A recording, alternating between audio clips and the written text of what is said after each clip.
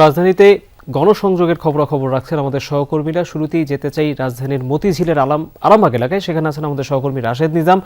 রাশেদ, আপনি ভোট নিয়ে বাণিজ্যিক এলাকার খবরের আগেও আপনি বলছিলেন যে এক ধরনের ব্যবসায়ীদের ভিতরে কর্মচাঞ্চল্য রয়েছে। এখন আপনি আরামবাগে আছেন, সেখানে সব ধরনের মানুষই রয়েছে।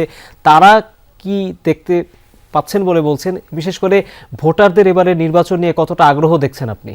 তহিদ, আমি এই মতিঝিলের আরামবাগ নরডেম কলেজের সামনে থেকে ফকিরাপুর পর্যন্ত বাজার এলাকায় এই বেশি কিছুক্ষণ ঘুরেছি এবং এখানে ব্যবসায়ীদের সাথে কথা বলেছি। ব্যবসায়ীরা এখানে যে বিষয়টি আমাদের জানালেন, ভোটাররা যে রাস্তাঘাটের যে অবস্থা, এখানে যানজট থাকে, এই বিষয়গুলো যেন আগামী যিনি এমপি তিনি যেন সমাধান করেন। RFL gas stove hassle free auto ignition নিশ্চিত করে ঝামেলাহীন রান্না। আরএফএল গ্যাস স্টোভ নিরাপদ ও ঝামেলাহীন। কারণ এর আগে আপনি যেমনটি বলছিলেন, আমরা লালবাগ এলাকায় গিয়েছিলাম, আমরা পুরান ঢাকার বিভিন্ন এলাকায় ঘুরেছি। তো এখন আমরা কথা বলতে চাই এই এলাকার যিনি বিএনপি মনোনীত প্রার্থী রয়েছেন জনাব মির্জা আব্বাস। তিনি এই এলাকা থেকে বেশ কয়েকবার এমপি নির্বাচিত ছিলেন এবং তিনি কিছুক্ষণ আগেই আমাদের সাথে একবার কথা বলেছেন। আমরা আবারও তার সাথে কথা বলতে চাই।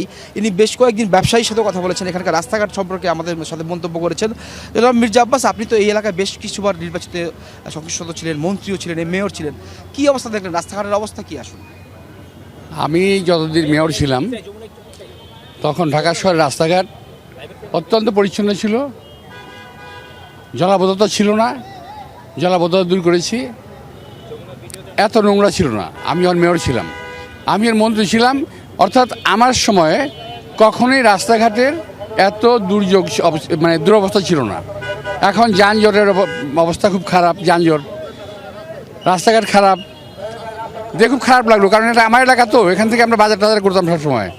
তো এখন আজকে দেখলাম এটা খুবই খারাপ অবস্থা, জঘন্য রকম অবস্থা। আপনি নির্বাচিত হলে ভোটারদের কি বলছেন, কি করবেন?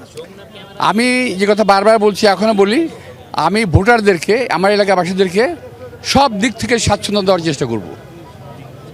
এর বাইরে ভোটাররা নতুন কি পাবে? নতুন কী পাবে সেটা ভোটারের চাহিদা দেখে আমার বুঝতে হবে।